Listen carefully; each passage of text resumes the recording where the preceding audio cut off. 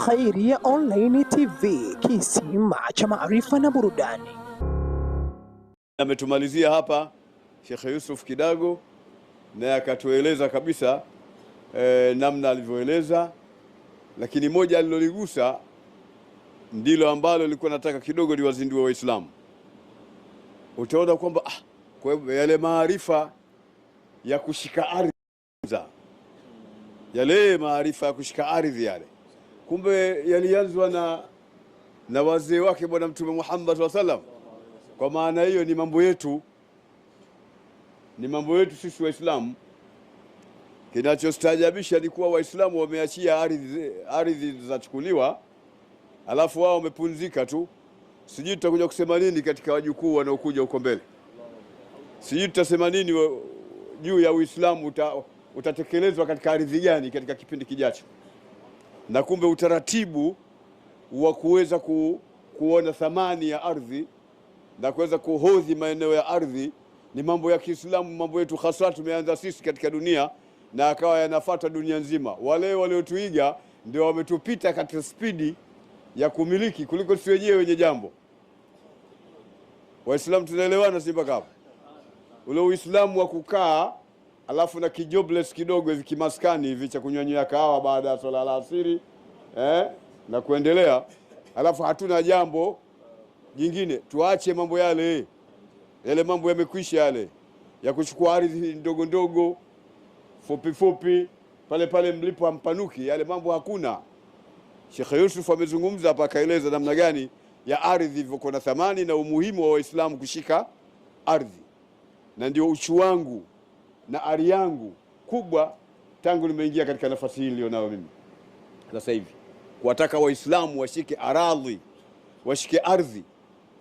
Tushike ardhi. Baada ya miaka 10, 13 mpaka 15 Tanzania itakuwa ardhi hatunayo. Kwanza kimahesabu sasa hivi sisi tuna ardhi ndogo zaidi.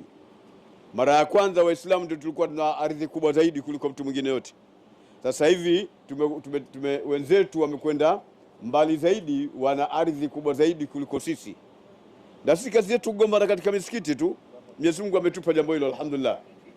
Kazi yetu kugombana katika misikiti ndio kazi yetu. Inna lillahi. Sisi tutashukuru, lakini lazima tuambiane kwanza, alintibaha min fadlikum. Kuna kitabu kimoja kimetungwa na mwanachuoni mmoja akakitwa Tambihul Ghafilin. Nadhani mnacho mashekhe katika Tambihu al-Ghafilin. Sisi tumeghafilika, natakiwa kuzinduliwa kwamba kinachotakiwa sisi tukamatani ardhi.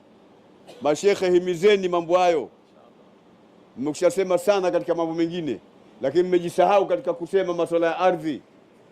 Ardhi hatuna. Kariakoo tumeuza Waislamu sehemu zote. Sasa hivi tunaondoka Kariakoo, wanakuja watu wengine, sio wale wa zamani. Dar es Salaam ilikuwa tunajuana. Mtu wa Ilala unamjua fulani yuko Kariakoo, mtaa gani, na Rung'ombe unamjua nani yuko. Nasikia sana. Mitaa yote ilikuwa tunajuana sisi. Magomeni, Kinondoni, Ilala, kukiwa na shughuli mahali popote, Temeke, unajua fulani kaja na kaa Ilala mahali kadha, fulani kaja na kaa Temeke mahali kadha. Tumeuza mpaka tumepelekwa kando. Alafu tukujua ile tekniki kama inafanyika kwa ajili gani. Tunatolewa mjini, maana watu wana ghaira ile ya kuona Waislamu ndio wako katikati ya mji, Waislamu kando ya bahari. Nilikuwa nawaeleza jamaa kule nyumbani kwamba jamani, hizi ardhi zetu za ardhi zetu ambazo tunaziuza mpaka maeneo ya baharini, na wakati maeneo ya bahari yetu sisi tumeitwa Waswahili kwa sababu ya sawahil, wakazi wa katika fuko za bahari, ndio sisi. Kule nyumbani maeneo ya Digo ilikuwa hata chooni watu hawana, wanakwenda za baharini bisha, na hata kubisha jinsi ambavyo ni watu wa baharini manake. Umeeleweka?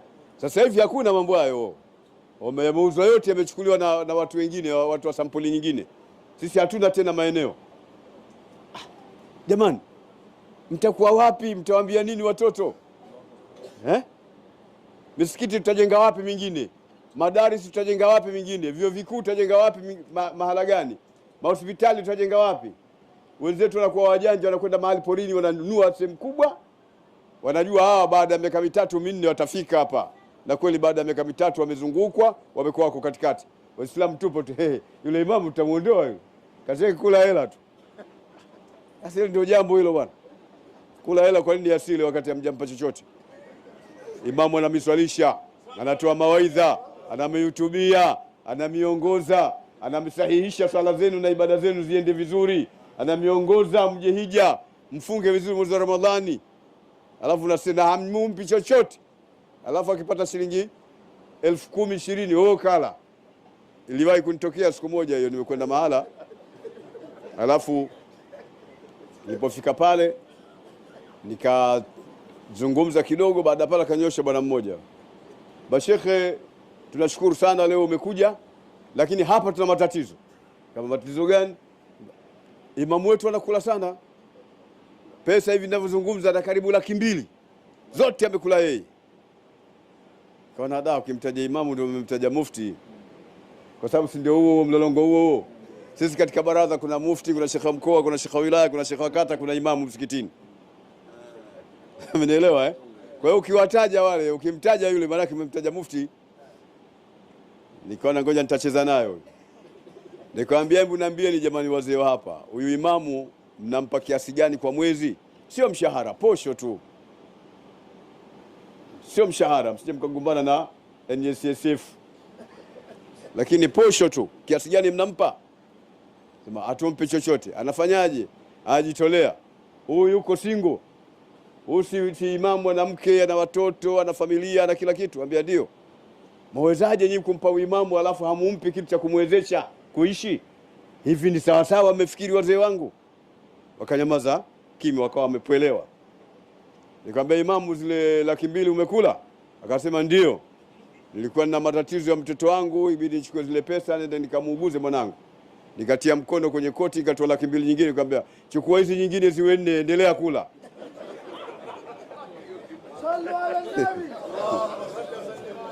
Sasa Waislamu lazima tuondoke. Sitaki kurudi Sheikh Kidago amekwenda mle ninakotaka mimi. Wamezungumza mashekhe zangu wa kila kitu wamemaliza. Wamezungumza. Natakiwa lazima tujitambue tuko wapi. Magomvi ya misikiti, magomvi ya nia tusaidia nini? Hausaidii kitu chochote. Tuangalie ardhi gani tumeshika Tanzania. Afu tuwe na ile fikra kwamba hebu tufanye mahesabu baada ya miaka 10 Waislamu tutakuwa wapi? Leo Ilala kule magomvi ya misikiti tu. Msikiti wa Athman Zuberi magomvi chungu mzima. Alafu kuna watu hao kazi ikishamalizika, wakati wakiwa na kazi msikitini hamuoni. Wako wenyewe wale waliozoea kila siku msikitini wapo na nini? 5 salawati wale.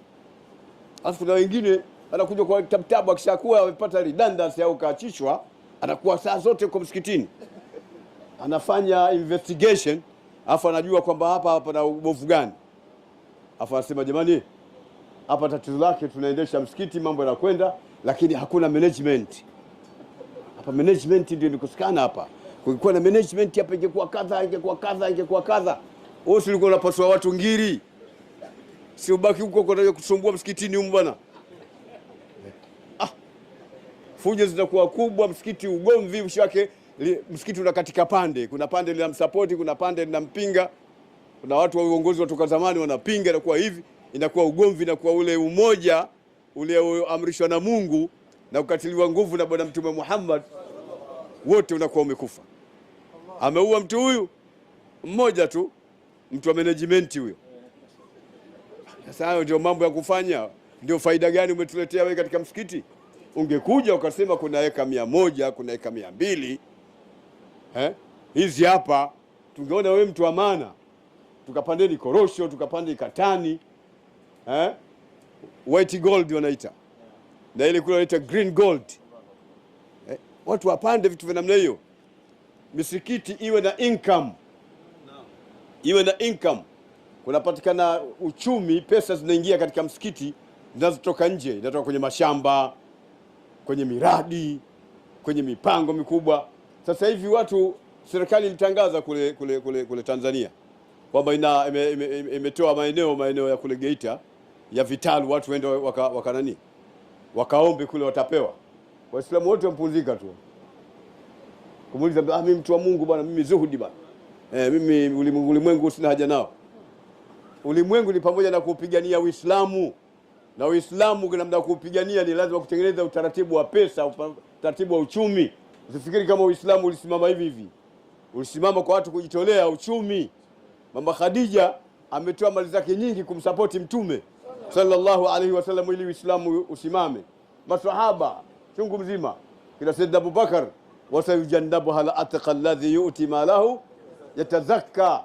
Sayyidina Abubakar watu wametoa mali zao kwa ajili ya Uislamu. Ingekuwa hawana mali ingekuwaje? Nguzo 5 bunya alislamu ala 5. Ile nguzo ya 3, shahada 2 unakuwa Muislamu. Swala unazoeshwa namna kumjua Mungu na kutengenezwa kiwili chako na roho yako ili uweze kukubali kila utakaloamrishwa na Mungu na kujiepusha na kila ambalo umekatazwa. Nguzo inakuwa ni ya 3 hii. Alafu ikaja nguzo ya uchumi inaitwa zaka. Zaka hapa ndio masdar ya uchumi katika Uislamu. Kwa nini Mwenyezi Mungu atuwekee ile? Kuonesha kwamba lazima uchumi ukiwepo katika Uislamu mambo yatakwenda. Aya nyingi zimekuja wa aqimu sala. Sasa watu zaka wanatoaje na wewe huna? Yaani Waislamu wote hawana, afu watu zaka Mungu anailetea nini? Ina kazi gani? Ile watu zaka inakuwa na kazi gani? Haina kazi. Kwa sababu Waislamu wamejipunzikia tu, hawana mali, hawana chochote, hawafikii viwango vya kuweza kutoa zaka. Sasa hii nguzo itakuwa ina faida gani? Ile watu zaka maana yake tafuteni uchumi, muwe na uchumi afu mtoe ule uchumi katika Uislamu. Ndio maana watu zaka. Pana ishara latifa ambayo inayotuonesha kwamba ni lazima sisi tutafute mali alafu tuzimiliki zile mali, yani tumiliki uchumi, alafu ule uchumi sasa ufanye kazi yake. Mungu kasemaje kwani ukiwa na uchumi? Toeni zaka. Ukifikia kiwango gani? Mashekha atakwambieni ukiwa na ng'ombe hivi, ukiwa na ngamia hivi, ukiwa na madini hivi, unatoa kwa ajili ya kuupeleka Uislamu. Katika njia gani? Kuna mbea 8 thamani ya asnaf zile. Unatoa fi sabilillah, na zote hizo zinaelekeza katika kujenga Uislamu na kuondosha umaskini, kuwatengeneza watu wawe wazuri. Ndio maana yake Mtume alipofika Madina alimwamrisha Saidina Abubakar na wenzake wanunue kiwanja kile alichojenga Mtume.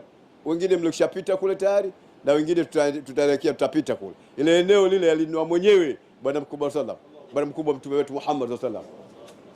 Lakini alipewa pesa na wenye nguvu. Imeeleka si mpaka hapo. Sasa mnakaje Waislamu hamna nguvu, hamna uchumi, hamlimi, hamwendi kuchukua vitalu kule mkenda mkachimba madini, tukapata pesa tukajenga misikiti yenye maana, ghorofa 5, 6, 7 mpaka 100. Natoa mfano tu ala sabili mithali. Ni taasisi gani ikiwemo na hiyo BAKWATA yenyewe yenye jumba lenye ghorofa 100 au ghorofa 20 tu katikati ya mji pale Dar es Salaam mathalan au Mwanza wapi? Wenzetu wanayo afu mengi. Vikuu zaidi ya 40. Sio chuo kikuu kimoja tu alafu wala tukiwezi wasikini. Kimoja cha kupewa jamani, msije mkasema nani chukueni. Msije mkaingia barabarani tu na takbir bure hapa. Chukueni. Salu ala nabi. Na afu kila hatukiwezi hasa. Imeleka uzuri. Tuamke Waislamu, tuamkeni, tukamate ardhi. Twendeni tukashike ardhi za madini kule. Kwani lazima uwe unaweza kuchimba? Si ushakuwa umepata mahala, umepamiliki, anaweza kaja Mchina kwambia haya, ingia hapo. Kapewa bilioni 10, bilioni 20, nafanya mambo pale. Baraza Kuu la Waislamu Tanzania chini yangu nimechukua ardhi.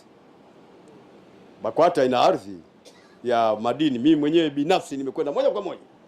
Kaonana na waziri, kaonana na nani, nikapewa. Ipo. Na juzi nimelipia milioni 13. Kulipia zile gharama zao nyingine. Mwaka wa 10 kutoka nimechukua. Kule nimechukua. Hana sema si asemi alafu mimi sifanye. Nimechukua, hata mimi mwenyewe nimechukua ya kwangu binafsi. Maana na uchumi na nafsi zenu pia. Na nyinyi wenyewe. Ndio.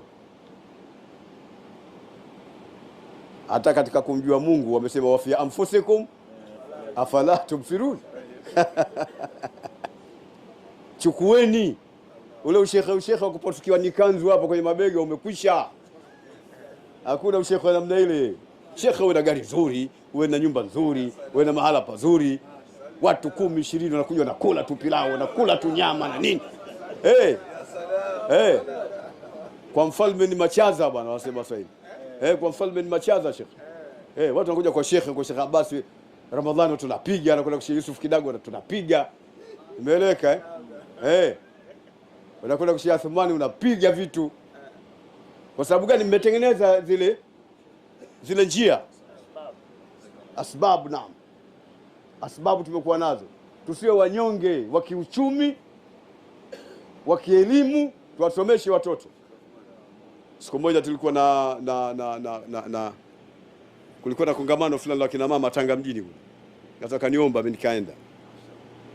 Nilipofika kwa najadili uchumi unaoingia mkoa wa Tanga. Zamani mkoa wa Tanga ndio mkoa wa kwanza kwa uchumi. Ndio mkoa wa kwanza kwa uchumi. Mikoa yote Tanzania ilikuwa iko pale Tanga. Yote. Mimi nawajua makabila yote. Sababu ilikuwa kwenye makatani huko kwenye nini imeleweka Alafu ikafa. Sababu atakufa haina haja kuzieleza lakini ikafa. Sasa hivi ule mkoa Mwenyezi Mungu amjalie mama yetu Mama Samia Suluhu ameanza kufufua. Kuna mambo mengi yanafanyika ya kiuchumi ambayo yatauamsha mkoa na mkoa utakuwa mzuri. Sasa tukajadili kwamba huu uchumi utakaopatikana hapa Tanga na ambao sasa watu wengi wawekezaji wanaonekana wanakuja kwa wingi utawanufaisha watoto wa Tanga, watoto wa mkoa huu watanufaika. Lilikuwa kuna swali namna lilitupwa kwenye mada mbalimbali. Mimi nilikuwa mgeni rasmi. Tukajadili tukasema hapana, hawatanufaika. Watanufaika watu wengine, ni Watanzania wenzetu na nini, lakini tukizungumza neno Tanga hakuna masala hayo. Kwa nini? Hataki kusoma. Wameacha kusoma. Sheikh Musa Kunema upo? Sheikh Musa yupo? Naibul Mudiri wa Shamsul Maarifa amka bwana. Na Naibul Mudiri wa Zarau na wa nini Rashad Islamic Group amka. Jamani wajomba zangu wa Wadigwa, mimi mamangu Mdigwa pale Mwakidila. Wajomba zangu hao. Umeeleweka uzuri Naam. Mzamba. Ndio wao. Ndio katika jumla hiyo Sheikh. Ndio wao. Watu wamekataa kusoma Sheikh. Sasa kama umekataa kusoma yale mafao yatapatikana pale? Yatawagusa? Hawezi kuwagusa kwa sababu gani? Kwa sababu watu wamekataa kusoma. Jamii ya Kiislamu haitaki kusoma. Jamii ya Kiislamu Tanzania haitaki kusoma. Hii secular education. Hawataki kusoma, secular education. Kama tutaki kusoma tutamkosa daktari Muislamu. Operation wa kina mama wataendelea kufanywa na wanaume tu ovyo ovyo na kuwachezea na zile hasira za baina ya Uislamu na vitu vingine itafanyika pale. Jamani mnaridhika? Wakina mama waendelee kutibiwa. Wake zetu waendelee kutibiwa na watu ambao sio wanawake wenzi wao. Inauma sana. Wanawachezea, wanafanya nini? Sisi tumekata kaenda hospitali nakuwa kama bwege bwana.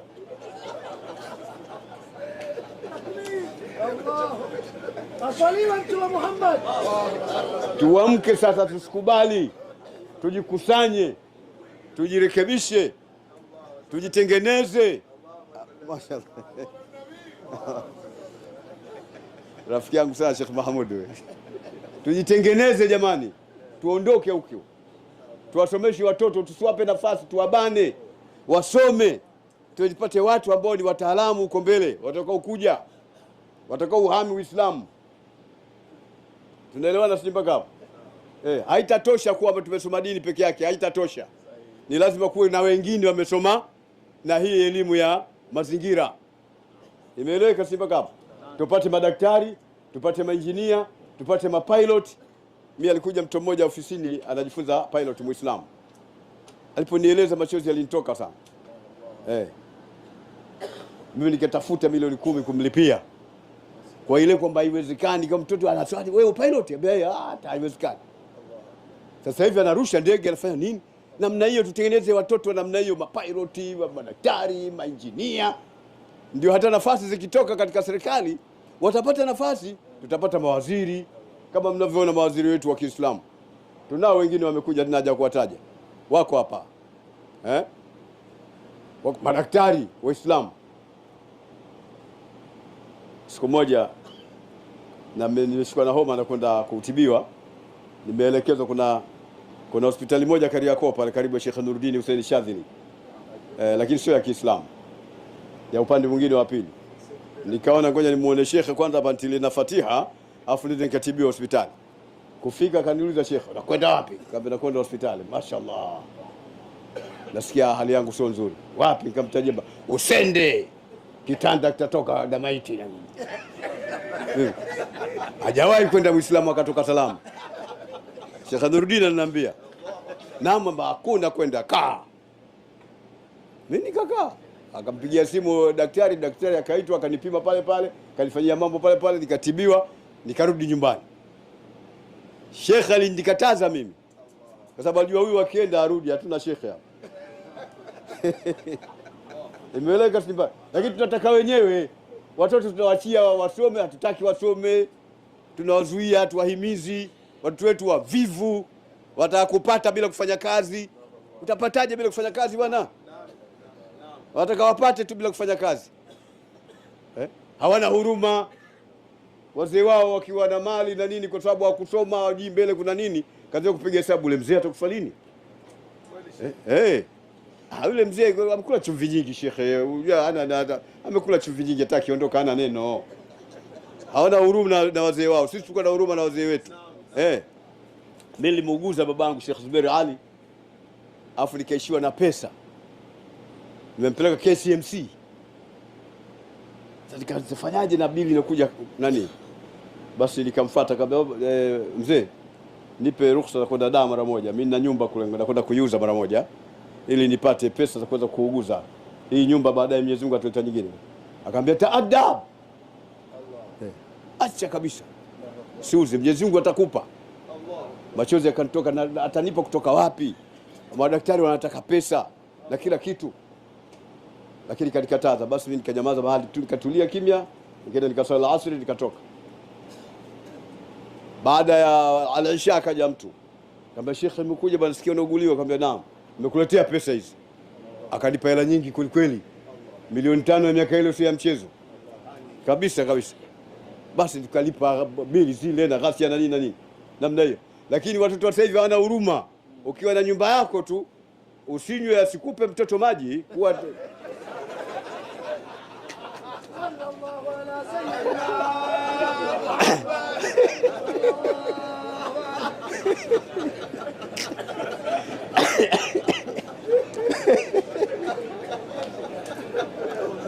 Allah. Sasa tunafanyaje? Cha kufanya hapa, malezi yetu tuyabadilishe. Tuwalee vizuri watoto, tuwafundishe dini, tuwafundishe maadili, tuwafundishe akhlaq, tuwahimize kwenda kusoma kwa maana ya malengo ya mbele, kwamba tuna kitu gani tunakihitaji mbele. Tutengeneze watu ambao watakuwa katika safu ya kuweza kushika nafasi vile. Lazima tutengeneze watu ambao wanaweza kushika nafasi. Mbeleko uzuri. Katika kila sehemu. Yaani Muislamu hatakiwi kukubali la yuldaghul mu'minu fi juhurin. Tushagongwa mara ya kwanza, tusikubali mara ya pili. Imeleka uzuri tushagongwa mara ya kwanza, tusikubali mara ya pili. Ndio tunatakiwa Waislamu tuwe watuvu, tulinde amani, tumsaidie rais, tumsaidie nchi. Manake ni mali yetu ile. Nchi ni mali yetu, sio mali ya mtu. Hata ile serikali haina nchi ile. Ile serikali tumeipa kutuendeshea nchi. Imeleka, wenye nchi ni sisi. Sasa itakuwa ni ajabu wewe mwenye nchi unaivunja nchi. Hiyo sio akili. Yaani wewe mwenye nchi unaivunja nchi vipi? Lazima ulinde nchi. Ndio hata min alamati al-iman hubbul watan. Kwa tulinde nchi, tusimame. Wazee wetu walitafuta nchi, mashekhe zetu watangulia mbele huko, kina Sheikh Takadiri wakina nani wote waliopita huko nyuma, Mlolongo unajulikana ule, walihangaika. Na tusiharibu kina Sheikh Hassan bin Amir Shirazi, al-Allama an-Nihrir, wametafuta. Sasa watoto wa juzi tu hapa wala hawajui kitu chochote. Maana ukitaka kujua thamani ya kitu lazima uangalie nyuma, khalfia.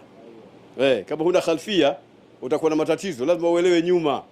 Ndio jana sijui wapi ilikuwa Arafa, ziko sehemu gani, niliwaeleza wazee pale, jamani, wakati ule ndio tumepata uhuru, hamkuziona panzi ukifunua ubao hapa umeandikwa 99 Disemba? Wazee wakanijibu, sasa tumewaona, tulikuwa tunawachezea sisi. Kama mimi mwenyewe nimekuwa kiwafungua, alikuwa kipenda sana kutembea tembea kwenye majani kwa ajili ya kuona maajabu hayo, kuone ishara ya kwamba nchi ni ya kwetu, lazima tuisimamie. Tusikubali mtu aje haribu kwa maana kwamba anaweza kuharibu. Kwani huyu mtoto anayeharibu sasa anajua kule nyuma? Hajui kitu chochote, hajui jambo lote lililopita huko nyuma. Kimwaliza mwaka 65 kulikuwa na nini? Hana. Haya mwaka 67 basi la Arusha, hana. Haya mwaka 70 kulitokea nini? Hana. Mwaka 74 kulitokea njaa nchi, hajui. Watu walikuwa wakimbizana na magari mwaka 74, hajui. Lakini hata mwaka 82 kulitokea, haelewi. Sasa huyu tena tunabishana naye nini? Mtu hajui kila kitu bwana, kila kitu kimuuliza hajui bwana. Kila kitu kimuuliza hajui. Hajui kwa sababu gani? Hana khalfia. Sasa nanyi wazee lazima msimame imara, mwe wakali. Ndivyo walivyokuwa wazee zamani. Wazee zamani walikuwa ni wakali, hawachezewi na watoto. Lakini sasa hivi mtu anatembea na mtoto wake, kavaa kaptura yeye na mtoto kaptura, mtoto wa kike kaptura, wanatembea vipi? Asema sasa, kwa sisi tunamwiga nani? Tunamwiga Mtume Muhammad, naona bwana. Lakini sisi tunaiga watu wengine. Basi nitaka kucharuka na hapa ili kuweka sawa watu kwamba tuzinduke katika kukamata ardhi. Wallahi billahi tallah, miaka 15 al-muqbila tukikaa hivi, tumekaa tu hivi, hatuhangaiki, hakuna ardhi za kubaki. Afu Waislamu wakasema wana ardhi, hakuna. Mtoro mtakuwa pale pale, BAKWATA tutakuwa pale pale. Basi naam. Kwa hiyo hapa leo Sheikh Mahamudu Sameja anasema liwe azimio letu, azimio tutalitaja azimio la Mina, azimio la Mina ala al-habibi sayyidina Muhammad sallallahu. Mimi nilifurahi siku moja alizungumza maneno kwa ufupi sana pale katika sherehe za Shams al-Maarif. Nadhani Sheikh Musa Kunema ulikuwepo na hata Sheikh Dagus kile ulikuwepo. Nikaelezea tu ya masuala ya uchumi kwamba hizi madrasa hazitafuti uchumi jamani. Na tamta alisema maneno haya. Nikarudia tena pale. Basi ile Sheikh Samiri kumbe alikuwa anasikiliza kwa makini sana. Baada kama ya mwezi hivi au mwezi mmoja na kitu, kanipigia simu asema, Sheikh, nishachukua mahala maeneo na Katani tumepanda karibu eka 15 sijui 20 tumeshaanza. Angalia, mtu kakamata ile fikra kaishaifanyia kazi, wameshaanza kupanda, wana maeneo makubwa. Hata juzi zilikuwa Tanga mjini, ananiambia kila kitu. Namna hiyo ndio tunataka, namna hiyo. Namna hiyo. Sasa ni mashekhe wa Bunda, mashekhe si wa Mwanza, chukueni maeneo kule kuligaiwa vile vitalu vile hivyo kwa ajili ya nini? Mnaita nini? Vizimba. Kwa ajili ya samaki mlichukua? Hamjachukua. Jalla jalalu. La ilaha illa Allah Muhammadur Rasulullah. Kila fursa ikitokea itumieni. Kila fursa. Vizimba mpo, madini mpo, ardhi mpo, mnasumbua watu, jikachukueni. Namna kulipia sisi tutawafuata Sheikh Athmani. Hebu tutafutie nani ba, tutafutie Baresa tulipie ile, sisi tushakamata. Hela hatuna, lakini kukamata tumewahi. Hata kumwambia yule mzee atulipie. Yule mzee analipa, mnakuwa na ardhi yenu tayari, mshachukua ya kwenu. Imeeleka uzuri mpaka hapo. Hayo ndio mambo. Maeneo Mkuranga kule yako, baadaye Mwanza kule yako, kila sehemu ziko. Tusikae tu, mimi na wazindua jamani. Na wazindua, Allahumma shahad. Allahumma shahad. Allahumma shahad. Siku ya kiyama tutakwenda kuelezana. Mimi nishazungumza na nimemshuhudisha Mungu hapa juu ya maneno yangu. Haya ninayozungumza, hii dhima iko juu ya mabega yenu. Mtaulizwa mmeshika ardhi, mtaulizwa mmeangalia mambo ya uchumi, mtaulizwa namna gani mausimamia Uislamu. Uislamu tusimamia hivi vile hivi. Hizi zama tulizo nazo ni zama za kikapu. Sheikh Abbas zungumza bwana, Sheikh Athman, Sheikh Yusuf, zama za kikapu je mle na yule anayekwenda yule ambaye ameshika jumu, tulita jumu lile anaona hii nyekundu achukua dakika kabisa, weka